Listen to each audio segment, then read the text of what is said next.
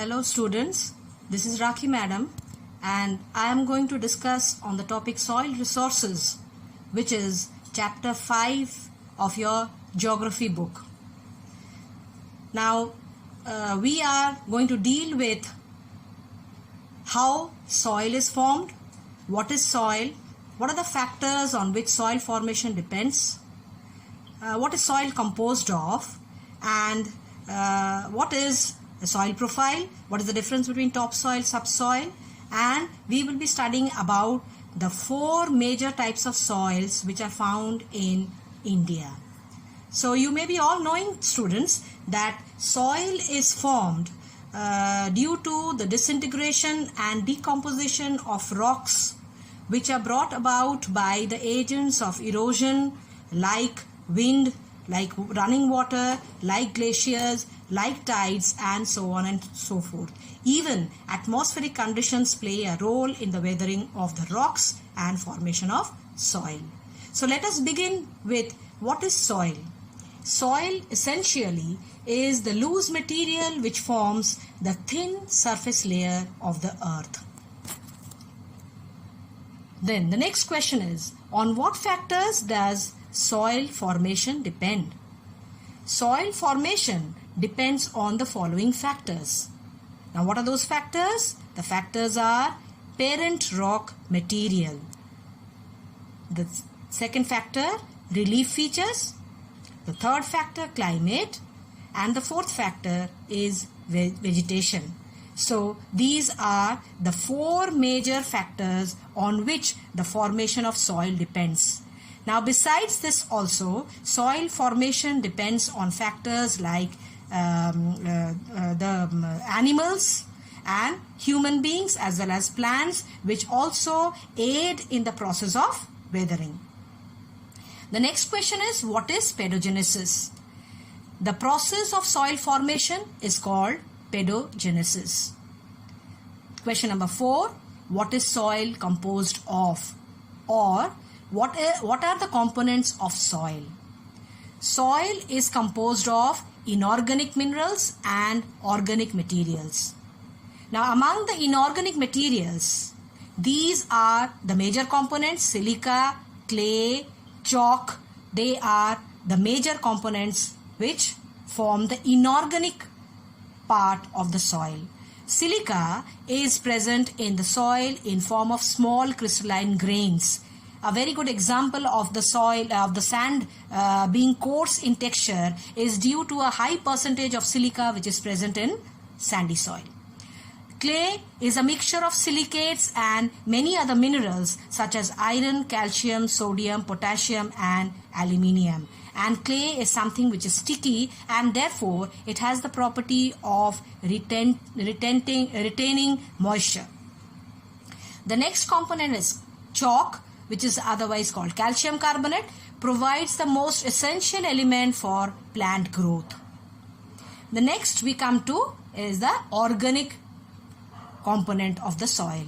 The organic component of the soil is the organic matter because it is formed by the decomposition of plant remains, animal waste, and dead animals.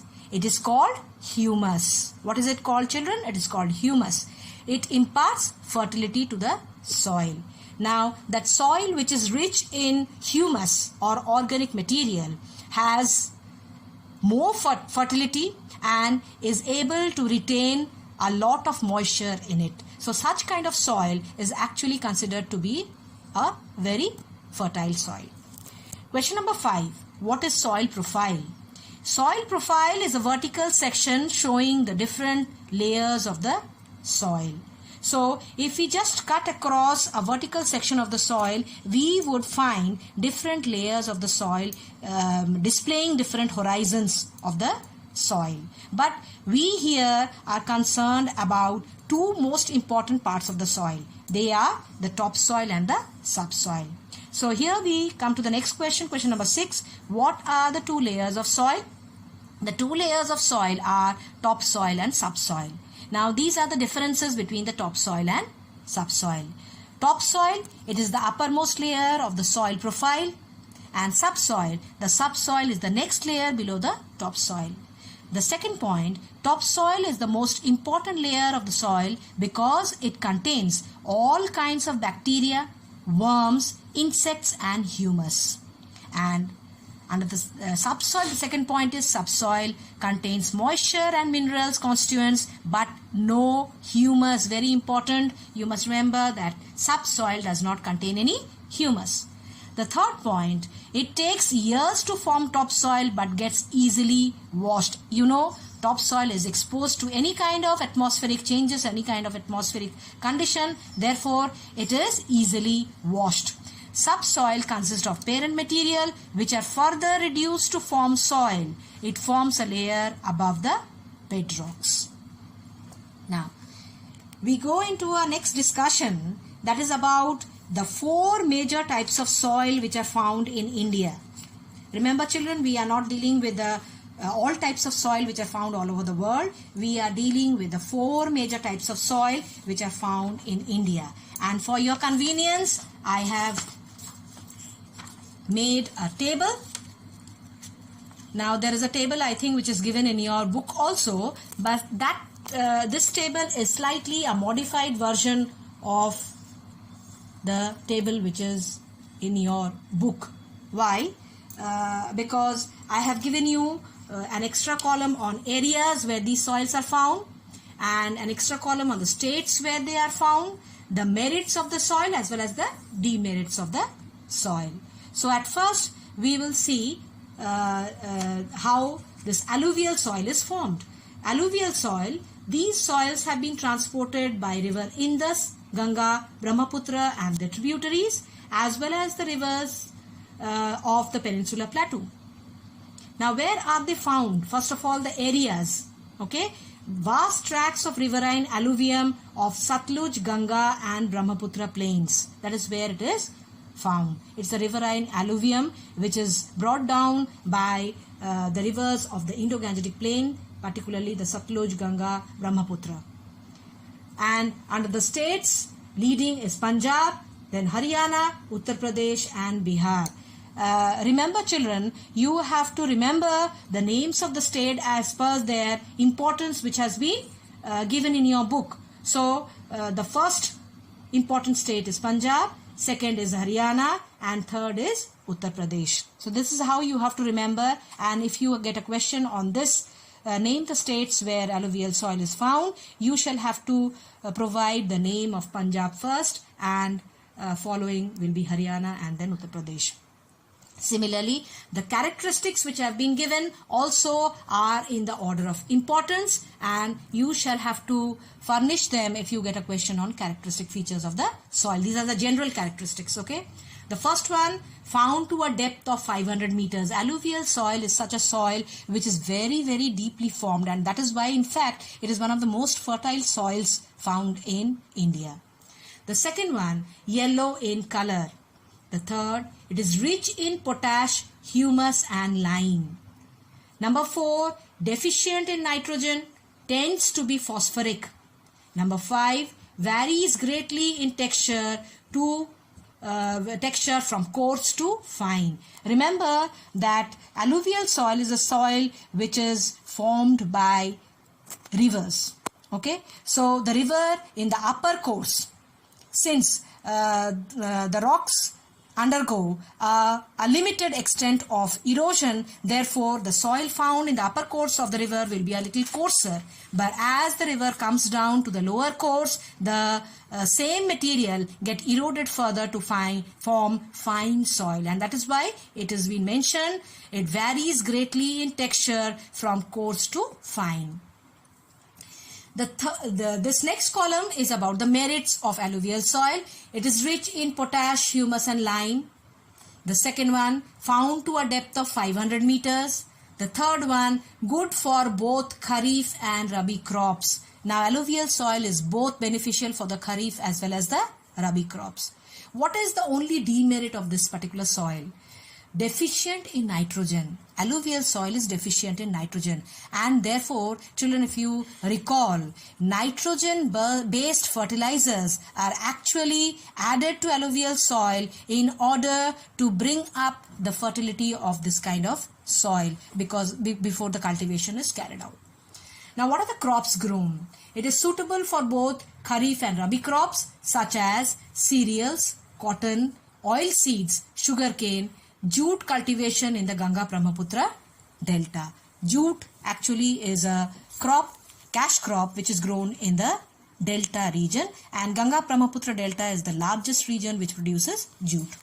The next soil is the black soil, is equally fertile like the alluvial soil. It is also called as the regur soil or a black cotton soil. Okay. Now, what is its origin and formation? Black cotton soil or regur is a volcanic origin. It is lava soil formed due to the disintegration of basaltic rocks. It is also called black cotton soil because cotton thrives well on it. Remember, children, cotton is also a cash crop and it requires a long growing season, for which black soil is supposed to be the most suitable soil because it contains most of the minerals which these cash crops require. The areas where black soil is found occurs mainly in the Deccan Trap, consisting greater part of Gujarat and Maharashtra. The states found as per their importance has been written here: Maharashtra first, followed by Gujarat, parts of Madhya Pradesh. The characteristic, number 1, it is deep, fine grain, varying in color from black to chestnut brown, rich in iron, potash, lime, calcium, alumina, magnesium and carbonates. Mind you, so many minerals are found in this particular soil, that is black soil. So it's rich in minerals. The third point is a very special property of the soil: moisture retentive and very sticky when wet. When dry, hardens and forms deep cracks. Now, this particular quality or property of the soil is called the self-ploughing quality of the black soil, which is not found in any other soil. Okay, and that is one of the reasons why it can support the cultivation of cash crops, particularly cotton. Now, what are the merits of this soil? Rich in iron, potash, lime, calcium, alumina, magnesium and carbonates. And the second one, moisture retentive and very sticky when wet. When dry, hardens and forms deep cracks. What is the demerit of the soil? Deficient in phosphate, nitrogen and humus. Remember, this soil is deficient in phosphate, nitrogen and humus. Now, what are the crops grown? This is also has been given in as per their importance: cotton, second is jowar, wheat, sugarcane, etc. So these are the crops which are grown in black soil. Now we continue with this table, and I give you the next table. It is given in the same order.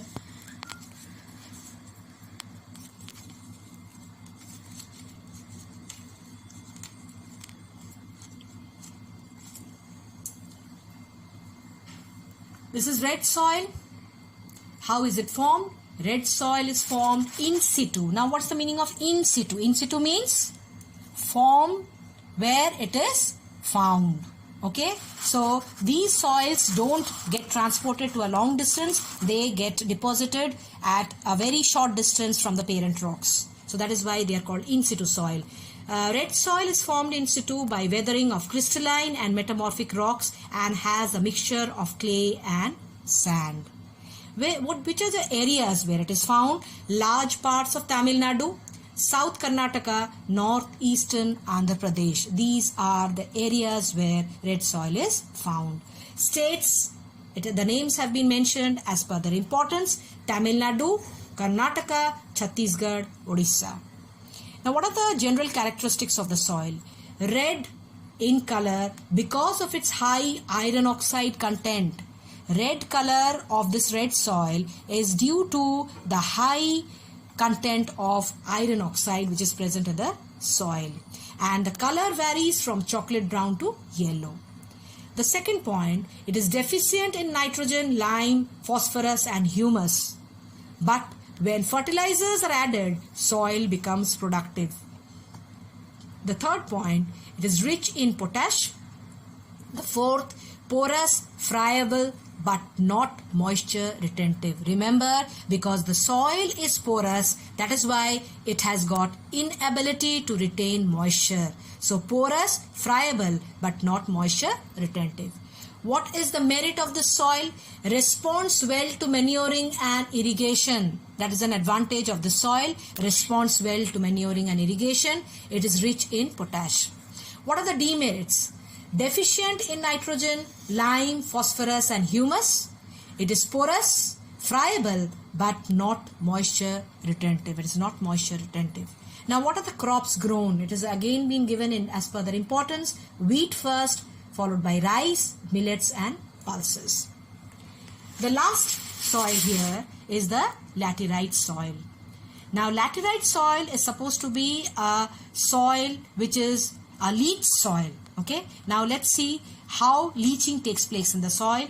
Laterite soil is formed by leaching of lateritic rocks under high temperature and heavy rainfall with a alternating dry and wet period. In this process, lime and silica gets leached. So that is why laterite soil is a leach soil. It is a soil which is highly infertile. Now, which are the areas where laterite soil is found? It is the summits of the western and the eastern Ghats and the Malwa Plateau where the laterite soil is found. Remember, the first one which is mentioned is, as per the importance, it's given more importance, summits of the western and the eastern Ghats. The states found are Andhra Pradesh, Tamil Nadu, West Bengal and Odisha. Characteristics of the laterite soil: it is red in color with a high content of iron oxide. Second, it is poor in nitrogen and lime, rich in iron. Number 3, it is coarse in texture. Number 4, soft and friable. Number 5, high content of acidity and inability to retain moisture. These are the drawbacks of the soil. High content of acidity, highly acidic soil, and it has got inability to retain moisture. Let's see the merits. It is rich in iron oxide. It possesses special hardening property. This is a merit of the soil. Laterite soil has a special property of becoming hard, as hard as iron on exposure to air. It is often used for building purposes. So that is why laterite soil is used for building purposes. Demerit of laterite soil: it is poor in nitrogen and lime, high content of acidity and unable to retain moisture. These are the 2 demerits. Crops grown: cashew, tapioca, tea, coffee and rubber. So those crops which are grown as plantation crops along the slopes of the mountains, particularly tea, coffee and rubber, also is grown in areas of laterite soil. Next, I'll be telling you about the categories of alluvial soil. There are 3 categories of alluvial soil which are found in India, and I have written the difference in 3 different columns. They are Khadar, Bangar and Deltaic alluvium. The differences are written here.